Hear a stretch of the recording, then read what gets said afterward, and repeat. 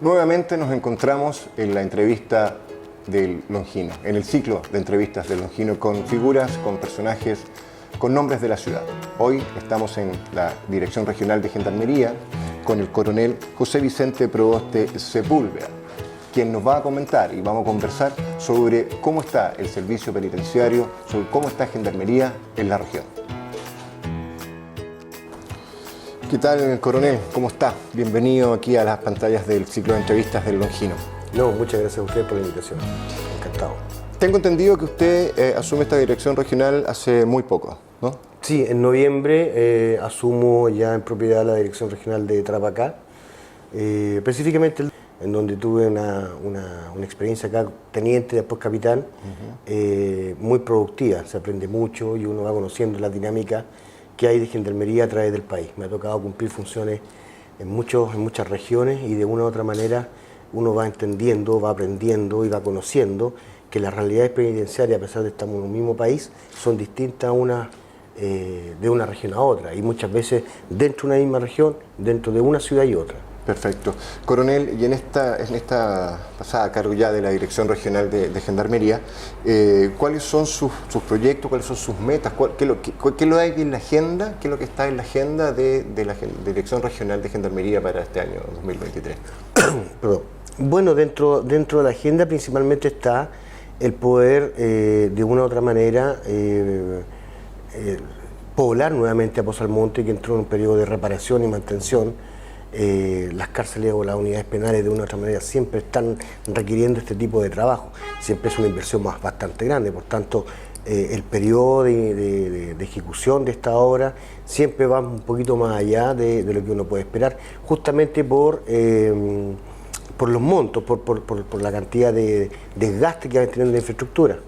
Por otro lado está de una u otra manera en lo posible poder redistribuir el personal con el objeto de que podamos tener una dotación que sea equiparable a la población penal recluida que está bajo nuestra custodia, con el objeto de no pasar inconveniente y mantener los controles respectivos en todos los sectores donde tenemos población penal. Eso quiere decir que la dotación actual que tiene la Dirección Regional de Tarapacá está ¿en qué punto respecto de la población penal? No está en un mal punto. A nivel nacional, de una u otra manera, tenemos siempre va a haber un pequeño déficit, siempre nos va a faltar a lo mejor personal, siempre, como dice una ley administrativa, los recursos van a ser escasos. Pero de una u otra manera, buscando ahí la fórmula, inventando muchas veces dentro de este marco legal que nosotros nos rige, poder establecer una redistribución o una manera de ir dotando de personal durante la mayor cantidad de tiempo posible y la mayor cantidad de personal, digamos, en los distintos servicios que nos corresponde asumir, sea un servicio hospital de un interno que está en un nosocomio por razones de salud, ¿cierto? Los servicios nocturnos, los servicios en tribunales, etc. Servicios de traslados también. Eso de una u otra manera vamos a tratar de ir abordándolo para mejorar obviamente la gestión y que con ello la ciudadanía también se dé cuenta que Gendarmería es parte de la comunidad, es parte hoy día de lo que es Iquique, es parte de lo que es Chile, y que nosotros estamos trabajando justamente para la comunidad, para la patria, para nuestros conciudadanos. Perfecto. Vamos a ir de lleno al hueso, como se dice, coronel. A principios de año, en el mes de enero, febrero, en los medios regionales salió una publicación de la Seremi de Justicia, donde decía que no había sobrepoblación o no había hacinamiento en el Centro de Cumplimiento Penitenciario, en el CCP de Alto Hospicio, versus declaraciones de diciembre pasado del fiscal regional, donde efectivamente sí decía que había hacinamiento y que había una sobrepoblación. ¿Qué podemos conversar respecto a eso? Sí, mira, voy a tratar de ser lo más didáctico posible con este tema para ir pues, clarificando el tema. Tenemos que diferenciar qué es lo que es hacinamiento y qué es lo que es sobrepoblación. Para ser, como te decía, didáctico, si yo tengo una unidad penal que tiene una capacidad para 100 internos, si tengo 110, ya es una sobrepoblación. Pero si tengo 180, 200, 250, 300, ya ahí estamos hablando de un hacinamiento. Y ahí obviamente es un ejemplo brutal.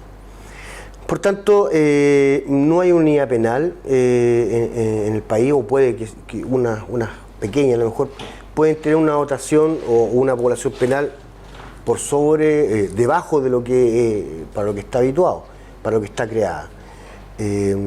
Nosotros recepcionamos todos los días imputados. De una u otra manera, todas las semanas, todos los meses están algunos imputados siendo condenados, por tanto van a quedar por nuestra guarda por el periodo que termine la justicia. En ese sentido sí tenemos una pequeña sobrepoblación en Alto Hospicio, pero que no es una situación grave. Yo comparto plenamente lo manifestado por la Seremi. Ahora, entiendo también la postura de las autoridades, que les preocupa que si un complejo como el de Alto Hospicio está determinado para, no sé, vamos a especular, 2.000 internos y tenemos 2.300, claro, es una preocupación.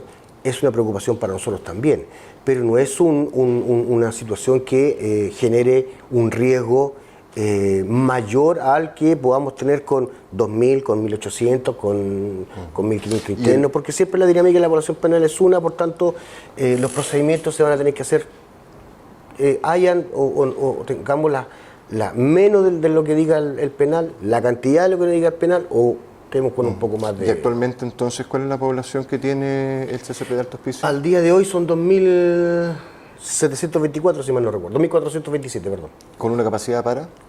La última densificación, porque estamos pidiendo una nueva densificación, me parece que son, si no me equivoco, 1.900 y fracción.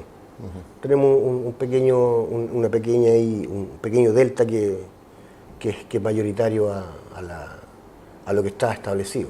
Pero no es algo que no haya generado inconveniente en cuanto a los procedimientos operativos, en cuanto a la seguridad y el control de la población penal, o algo que implique que eventualmente las condiciones sanitarias sean deplorables, como ocurre en otros penales donde tenemos una población penal mayor. Perfecto. Coronel, en el mismo sentido, respecto a las cárceles concesionadas, en este sentido de la sobrepoblación, había 11.000 millones de pesos en multas que se le pagan a los concesionarios por el tema de tener mayor población ahí. Y dentro de este tema está el tema de la ampliación y un concepto que usted hace un momento usó, que era la densificación. Entonces, en ese sentido, entiendo que tiene que ver con la segregación y la holgura que tiene que tener un recinto penitenciario para favorecer la reinserción. Entonces, en ese sentido, ¿qué trabajo está haciendo Tarapacá para poder, primero, tener una holgura en el centro de cumplimiento penitenciario, en la cárcel, y posteriormente el trabajo de reinserción que hacen, que es una unidad específica que tiene Gendarmería, ¿no? Mira, la verdad las cosas es que en cuanto al tema de multas que pueda estar pagando el Estado de Chile a través de Gendarmería por esta sobrepoblación o estos internos que están de más en los penales, bueno, tiene que ver un poco con los contratos que se firmaron con las concesiones. Eso está establecido por ley, por tanto, ahí no podría pronunciarme al respecto si está bien o está mal. Fue una proyección que se hizo hace años atrás. Más de 20 años atrás, incluso. Por tanto, hoy día decir está bien o está mal, no me atrevería a manifestarlo, porque de una u otra manera, como señalaba, todos los días nosotros vamos teniendo ingresos. Ahora, en cuanto a la densificación, tiene que ver con que tenemos ciertos módulos en el complejo, y aquí donde también quiero ser un poco didáctico. Tenemos un módulo para 100 internos. Hoy día tenemos 120, ¿ya? Pero tenemos otro módulo en donde también está hecho para 100, pero tenemos 60. ¿Cuál es la problemática? Que estos son imputados y estos son condenados. Por ley, por segregación, por razones de seguridad, no podemos mezclarlos a ambos. Por tanto, nosotros en cierta medida lo que estamos pidiendo es que se haga un reestudio, una reevaluación sobre la densificación. Vale decir, si la capacidad de este módulo, que tiene 120 en vez de tener 100, da conforme al metraje cuadrado, si colocamos, porque hay dependencias que son bastante holgadas, por así decirlo, donde tenemos un solo interno y perfectamente podrían haber dos. Y eventualmente podríamos restablecer el número de este módulo, que a lo mejor puede ser perfectamente habitable sin mayor inconveniente. ¿Para cuánto? ¿180, 160, 200 internos? No sé. Eso va a depender de los organismos técnicos de Gendarmería. Y con ello, obviamente, señalar, si tenemos 120, ya estamos con una holgura, porque si se reevalúa y se señala que la capacidad es suficiente para 160, 120 ya está bajo esta cota, digamos. Y es importante eso de los espacios y la gente que hay adentro que mencionaba, porque quizás la comunidad, la ciudadanía no lo entiende, que no se pueden mezclar los condenados, claro, la población penal, porque hay un estudio previo respecto de la peligrosidad que ellos tienen, ¿no? ¿Es una cosa así? Tiene que ver un poco, a ver, nosotros tenemos módulos para imputados de mediano, bajo, mediano y alto compromiso intelectual, y condenados de bajo, mediano y alto compromiso intelectual. Obviamente no es lo mismo una persona que cae presa por primera vez, ¿cierto?, a una persona que lleva, no sé, 3, 4, 5 condenas. Sí. Obviamente ya hay un recorrido delictual por parte de esta otra persona versus este otro individuo que tiene solamente una condena y podemos colocar cualquier ejemplo, al día de hoy está cumpliendo una condena. Por tanto, entre esa situación de la cantidad o del compromiso delictual de cada uno, también está la separación de su calidad procesal o su calidad judicial. Estar imputado implica que eventualmente es inocente, por tanto, mañana mismo a lo mejor podría irse en libertad, ¿cierto?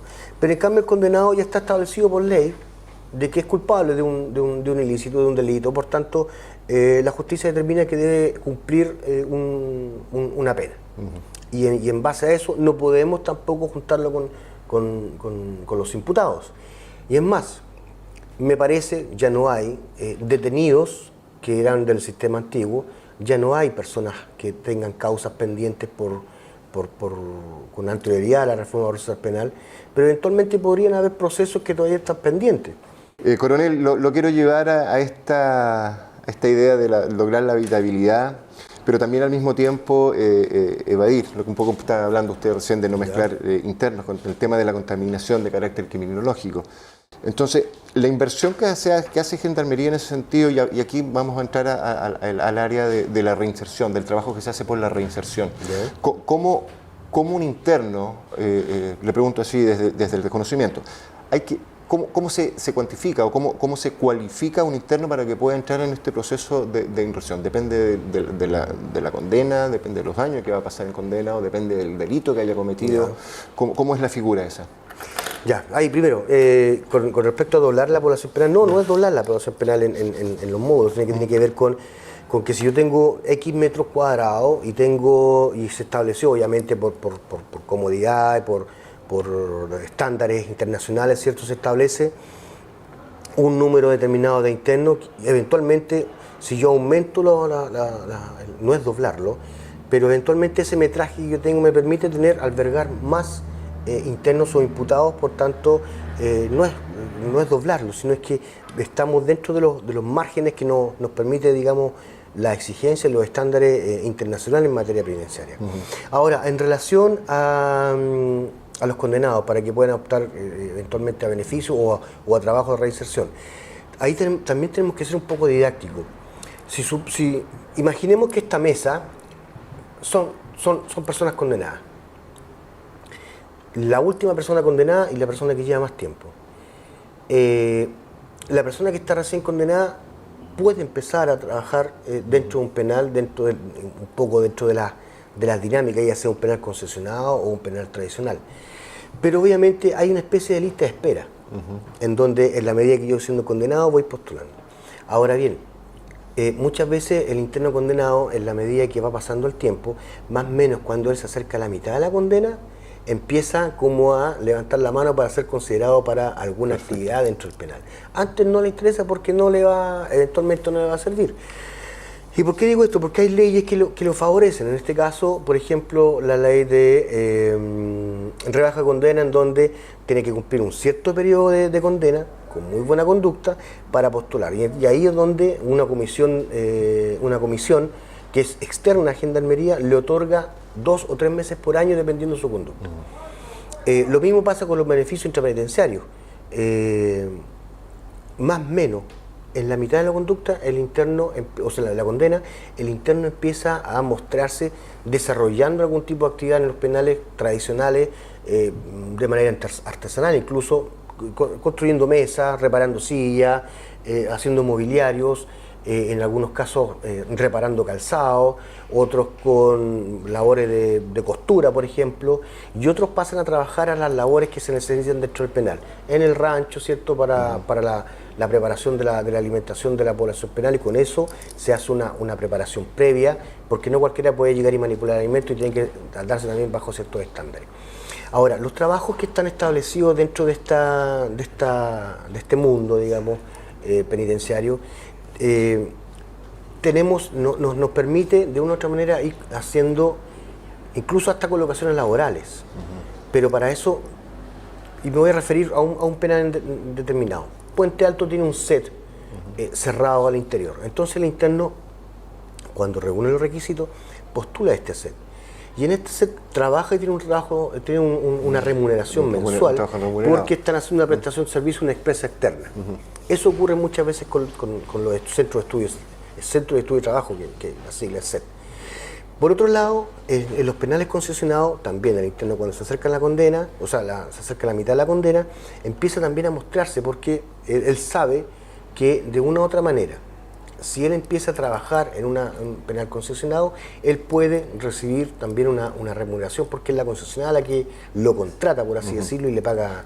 De hecho, es más, hay un caso, me tocó hace años atrás estar en el penal del Biobío, que también es concesionado, sí, en donde un interno estaba cumpliendo condena, le llegó la libertad, se fue a libertad, y eventualmente fue desvinculado, por así decirlo, de la empresa, porque ya no podía trabajar en el interior porque ya estaba en libertad. Sin perjuicio de ello, este muchacho fue a las oficinas de la concesionaria en Santiago y dijo, ¿saben qué? Yo soy un trabajador, yo estaba aquí, y la empresa lo contrata para cumplir funciones afuera. La misma que estaba dentro del penal, pero fuera, dentro de lo que ellos dispusieron en el lugar, no sé, donde ellos estimaron conveniente. Y de esa manera uno va viendo cómo va otorgando ciertas facilidades. Ahora, tiene que ver, estamos claros que si tenemos un interno que tiene, no sé, 2 homicidios, asalto a mano armada, tiene, no sé, pues, agresión al interior penal, yo difícilmente lo voy a considerar para un trabajo al interior versus aquel que tiene un compromiso delictual más bajo. Ahora, eso no quita que que ha cometido varios delitos, tenga varias condenas, no puede darle una labor al interior pero el interior del penal. Sí, pero tiene que ver también con un tema de conducta. Tiene que ver con un tema de conducta, del lugar donde va a desarrollar la función, ¿cierto? ¿Qué tipo de funciones va a desarrollar? Porque un interno que está con esas condiciones, no podría yo pasarlo a trabajar al rancho, teniendo acceso a cuchillos, para cortar la carne. Entonces ahí uno va evaluando caso a caso. Para ello tenemos un área técnica conformada con profesionales, como asistentes sociales, psicólogos, terapeutas. Tenemos el colegio, que muchas veces está en los penales, o el liceo, en donde también se evalúa si este muchacho está, o esta interna está yendo a la escuela. Y por último también tenemos la nota de conducta o de guardia interna, en donde el jefe interno, que es el que está a cargo de la guardia interna donde está la población penal, va evaluando caso por caso dependiendo de la hoja de vida que tenga. Si este muchacho yo le anoto que, no sé, fue sancionado en tal fecha porque cometió una agresión o lo pillaron con un elemento como un celular, por ejemplo, yo le bajo la conducta o lo subo la conducta dependiendo del comportamiento que haya tenido. No sé si se entiende un poco sí, porque es una ramificación es un racimo de procedimiento al interior. Se entiende. Les recordamos que estamos con el coronel José Vicente Proboste Sepúlveda, director regional de Gendarmería aquí en Tarapacá. Interesante eso que me comentaba hace un momento, coronel, que tiene que ver con el tema educativo, me dijo. ¿Hay algún programa dentro de la institución de Gendarmería para que los reclusos, los internos, por ejemplo, tengan un sistema de regularización de estudios para aquellos que no hayan terminado el octavo básico o el cuarto medio puedan terminar y acceder a sus estudios? Correcto. En casi todos los penales tenemos un liceo o un colegio. De hecho, es más, a los albores de Gendarmería a principios del siglo XX ya se establecía que en este caso el servicio de prisiones tenía que otorgar las facilidades o tenía que permitir la construcción de estudios a la población penal. Cada unidad penal tiene un establecimiento educacional distinto unos de otros. No es que Gendarmería como Gendarmería tenga un colegio único para todos. tenemos una corporación como por ejemplo Coresol, que está presente en muchos penales, y aquí también tengo entendido, y tengo colegios que son de la municipalidad de cada establecimiento, en donde han establecido un centro educativo y los alumnos pueden regular sus estudios, ya sea enseñanza básica o media, dependiendo, no todos tienen enseñanza media, pero sí al menos pueden terminar la enseñanza básica. Y una vez que lo terminan, se puede otorgar la facilidad de que estudie, ya sea online o a través de formato de libros, cosa de que él después va rendiendo los exámenes, va una persona, le toma los exámenes y va probando. Exámenes libres. Exactamente. Nos queda muy poco tiempo, coronel. Le quería preguntar sobre una declaración que hizo el subsecretario que tiene que ver con mayor seguridad para funcionarios, mayor inversión en tecnovigilancia y mejorar la calidad operativa. ¿Qué opinión le merece eso? Me parece fenomenal. O sea, todo lo que tenga que ver con, por así decirlo, con seguridad de los penales, nos permite cumplir con las otras labores también que tienen que ver con el tratamiento penitenciario, con los programas, los programas de intervención, los talleres de nuestras áreas técnicas, que nos permite también otorgar una mejor atención en el ámbito de salud y también educacional. La verdad las cosas es que en la medida que va pasando el tiempo, los estándares en materia penitenciaria van avanzando.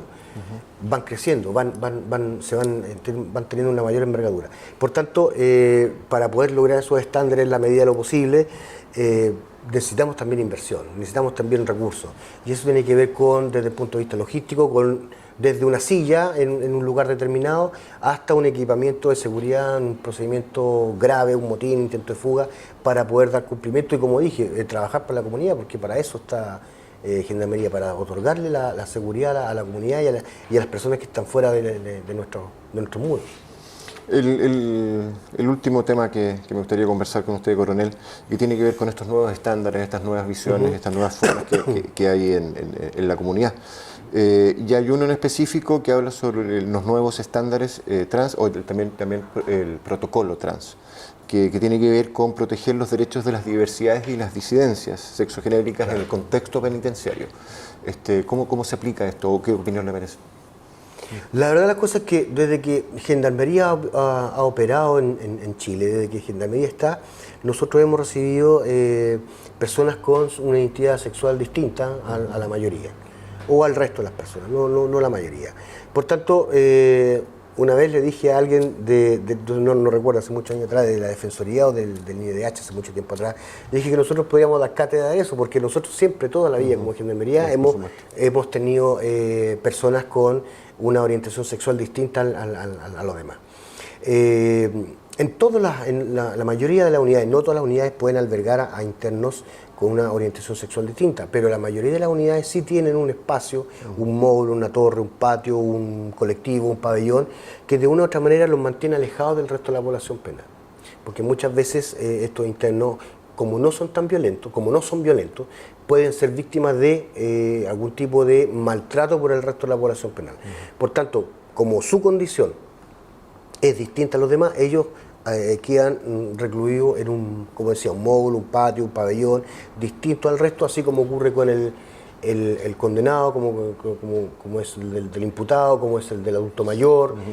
Uno trata de una u otra manera con los espacios que tiene, porque tenemos un problema de infraestructura grave, no grave, pero sí que es preocupante, porque cuando se empieza a crear una unidad penal nos demoramos como 15 años. Entonces cuando se concreta la inauguración del penal, ya estamos un poquito obsoletos porque empezó 15 o 20 años antes.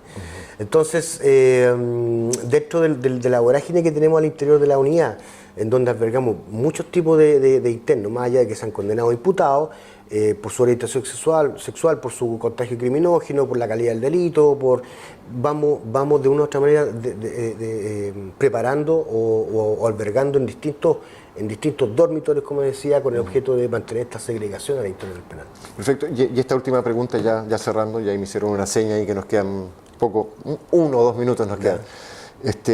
En cuanto a la población del penal de Alto Hospicio, ¿podemos hablar de algún porcentaje de los que son nacionales y los que son extranjeros? Sí, la verdad las cosas es que aquí hay un porcentaje bastante importante de extranjeros, mayoritariamente bolivianos. Que generalmente caen por narcotráfico. Claro, por lo general son los que transportan, mal o bien llamado burrero.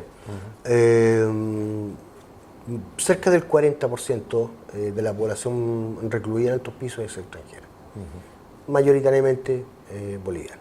Y en este sentido, con los últimos incidentes que tienen que ver con asociados a otras nacionalidades como colombianos o venezolanos, ¿cómo están esos números acá en Tarapacá? Bueno, dentro de lo posible también jugamos con eso.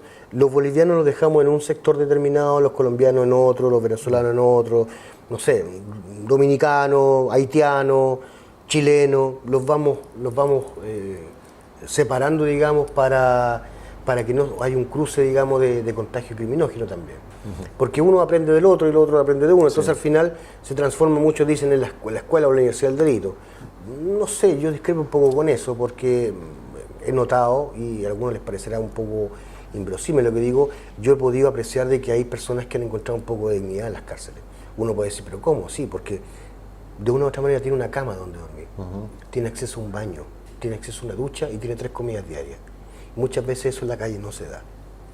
Desde esa postura creo que mantener la segregación es importante. Ahora, cuando no podemos albergar una calidad de interno determinado, ahí es donde uno recurre a nivel central, ¿cierto?, para solicitar traslado de tal o cual interno para derivarlo a otro penal que sí reúna esas condiciones.